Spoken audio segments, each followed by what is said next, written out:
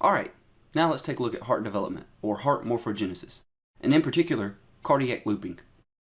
The heart begins as a simple tube, lined with endothelial cells and myoblasts, and is the first functional organ within the embryo, and it starts beating at about the 4th week. When looking at the primitive heart, the top part here actually comes out of the screen, towards you, and a little to the right, while the inferior part actually goes into the screen, and a little bit to the left. This continues until the bottom part of the heart tube actually ends up near the top. And as you can see, the primitive atria here is currently on the bottom, and we know in the adult version of the heart, this is actually toward the top. Thankfully, test examiners are not going to ask you in which direction cardiac looping occurs, but rather, they would expect you to look at a CT image, like this one, or maybe even like this one, and ask you what's going on. Do you notice anything different about these two images? Well, the organs here are actually in the opposite location that you would expect. In the CT of the thorax, you'll notice how the heart is sitting to the right, which is called dextrocardia, and in the abdominal CT, you'll see how the spleen and the liver are switched. And can you think of a disease state that might actually cause this? Great, Cartaginer syndrome. And do you remember the pathophysiology behind this? There you go, it's due to a defect in the microtubule protein called left to right dynin. Without proper functioning microtubules, cilia cannot function in regular cellular motility, fluid transport, and signal transduction pathways. This particular dynin is called left to right dynin because it is critical in the positioning of organs from the left to the right side of the body. Sinus inversus is a Latin term that means inverted sides, and this can be seen in left to right dynin defects. In the image here, you'll notice that A is actually normal, with the right lung having 3 lobes, the liver being under the right side of the hemidiaphragm, and the spleen being under the left. Image B is an example of situs inversus. Here you'll notice that the left lung has 3 lobes, and that the liver is under the left side of the hemidiaphragm. And you'll notice that the spleen is under the right side of the hemidiaphragm. Here, the big things to remember are that left to right dynin defects can lead to situs inversus, and this can be seen in Cartaginer syndrome or primary ciliary dyskinesia. Alright, now let's talk about septation of the atrial chambers. The name of the structures involved in the development of the atria will help us understand these events. We'll start off by using this diagram. So first off, a segment of tissue will begin to grow down from the top of the atria. This is called the septum primum. This first septum, or septum primum, begins to grow downward toward the endocardial cushion, which is sitting in the atrioventricular canal. Now, do you remember which syndrome commonly results in AV canal defects? There you go, you've got it, Down syndrome. Now that the septum primum has begun to form, it has formed a smaller communication between the left and right atrium. This is called the foramen primum, or first opening. And just to review, foramen and ostium both mean hole, so don't let the interchange of these words throw you off.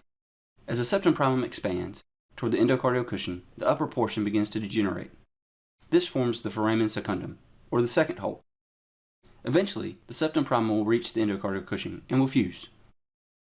As the septum primum is fusing with the endocardial cushion and the atrioventricular canal, a second septum is starting to develop. This second septum is called the septum secundum. The septum secundum develops just to the right of the septum primum and grows from both the superior portion of the primitive atria as well as the endocardial cushion, as you can see here. Unlike the septum primum, the septum secundum does not grow all the way down. Notice this in image 4. Here you see the septum secundum hanging to the right of the septum primum. The way the septum secundum sits over the foramen secundum forms the foramen ovale. The remaining portion of the septum primum, which is attached to the endocardial cushion, will form a valve over the foramen ovale. So just to review this process in whole, the septum primum grows down toward the endocardial cushion, and this creates the foramen primum.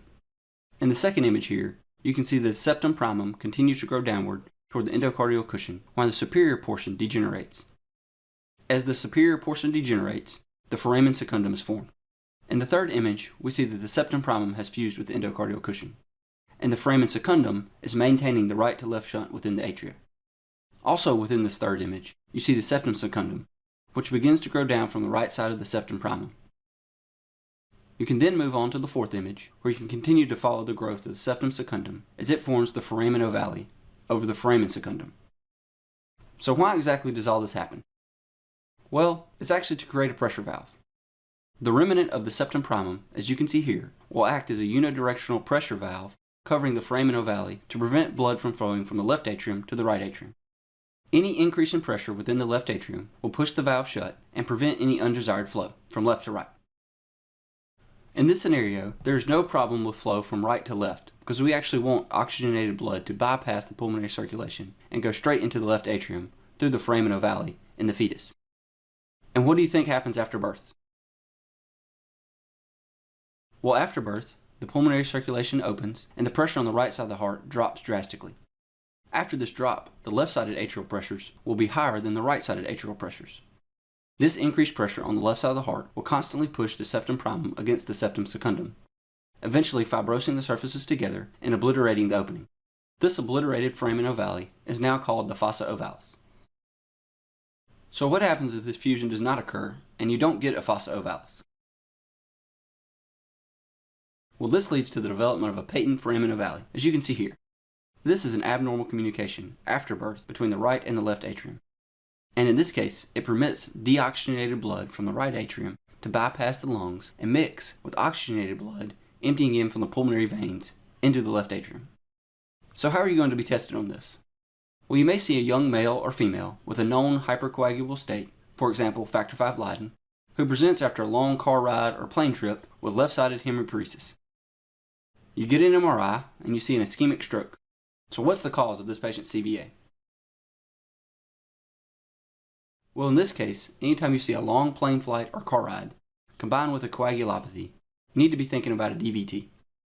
The fact that the patient is suffering neurologic symptoms means that somehow the embolus crossed from the venous circulation to the arterial circulation and finally lodged in one of the arteries of the brain. So how could this happen? Well, it could travel from the venous to arterial side via a PFO or atrial septal defect. And where would the embolism go if it did not cross over into the left side of the heart? Well, in this case, it would get trapped in one of the small branches of the pulmonary arteries, resulting in a pulmonary embolism. This would create a red or hemorrhagic infarct, as you can see here. Red infarcts occur in organs with two types of circulation, such as the lungs, the liver, and the brain. The lungs receive blood via the pulmonary and bronchial arteries as well as veins. Once again, even though this is a fairly rare clinical scenario, examiners love testing this kind of concept to incorporate some form of embryology along with other clinical pathology, such as a DVT. Alright, now we're going to talk about septation of the ventricular chambers.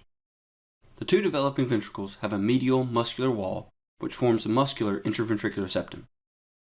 As the intraventricular septum forms, it creates a communication between the two ventricles, and this is called the intraventricular foramen. So how do you think we're going to close off this communication between the two ventricles? Well, the endocardial cushion as well as the aorticopulmonary septum send down a membranous sheet of tissue. This membranous sheet is the membranous intraventricular septum, and this portion closes the intraventricular foramen. So all in all, the intraventricular septum has a muscular and a membranous part. That means that you can have two types of ventricular septal defects, a muscular one or a membranous one. Ventricular septal defects are the most common congenital cardiac defect, and a membranous defect is more common than a muscular defect. To help me remember this, I like to think that the muscle is stronger than the membrane, so it's more common to have a VSD through the membranous septum. So if you were to have a VSD, what type of shunt would this create?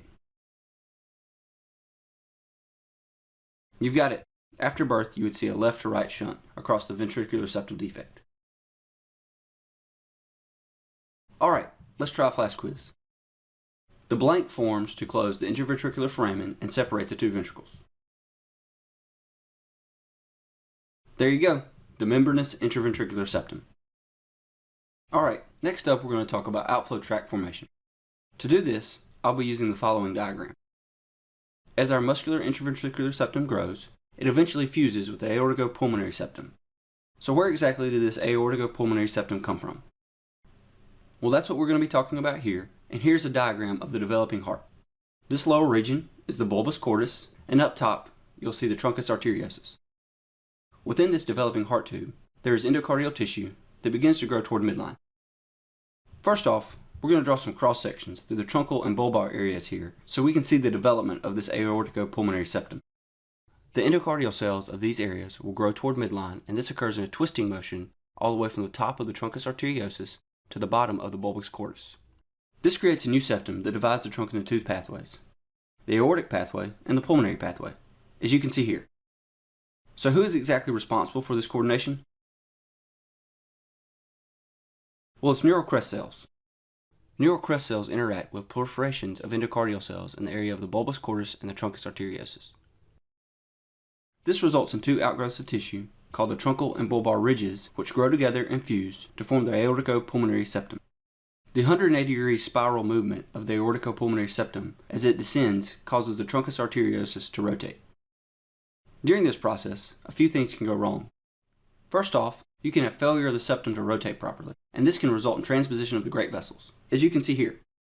In this case, the aorta will be connected to the right ventricle, and the pulmonary arteries will be connected to the left ventricle.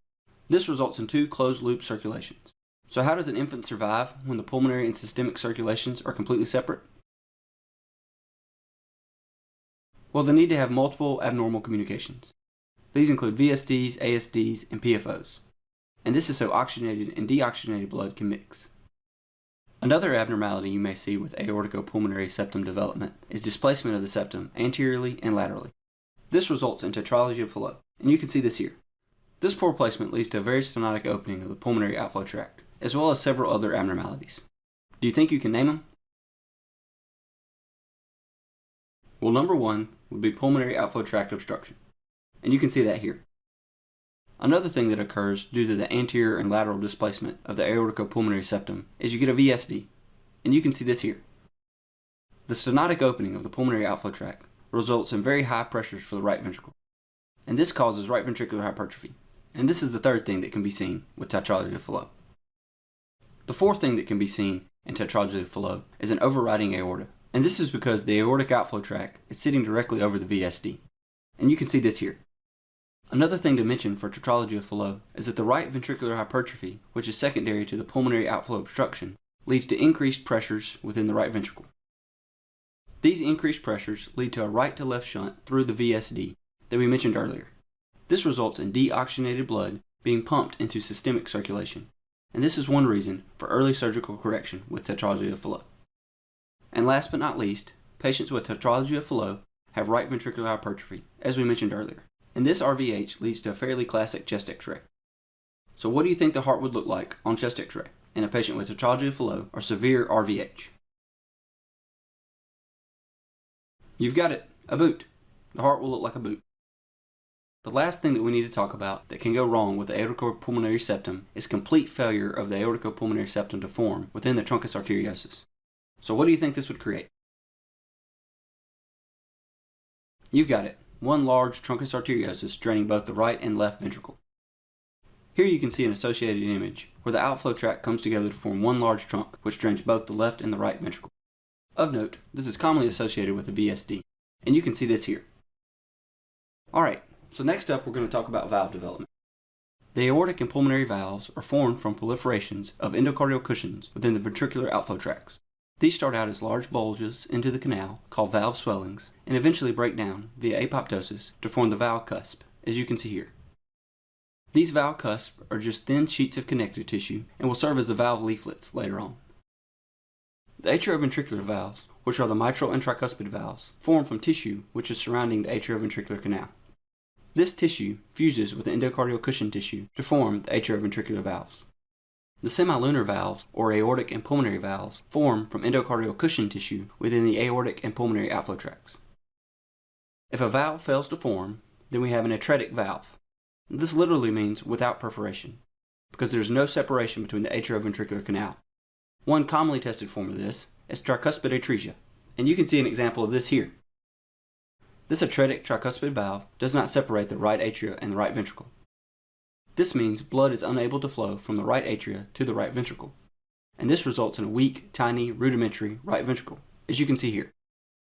Due to the rudimentary right ventricle, you end up developing one large left ventricle, and you can see this here. With tricuspid atresia, you must have both an ASD and a VSD for viability. This is because blood entering the right atrium passes through the ASD into the left atrium, which empties blood into the left ventricle. There, the blood will go through the VSD and enter the pulmonary circulation to obtain oxygen. Blood will also go out of the left ventricle through the aortic valve into systemic circulation. If this condition is found prior to birth, prostaglandins are commonly given to keep the ductus arteriosus open to increase blood to the pulmonary circulation. So what if instead of the valve being atretic, or not forming correctly, the valve actually forms, but it's displaced? Do you know what you'd get? You've got it, Epstein's anomaly. And you can see an example of this here.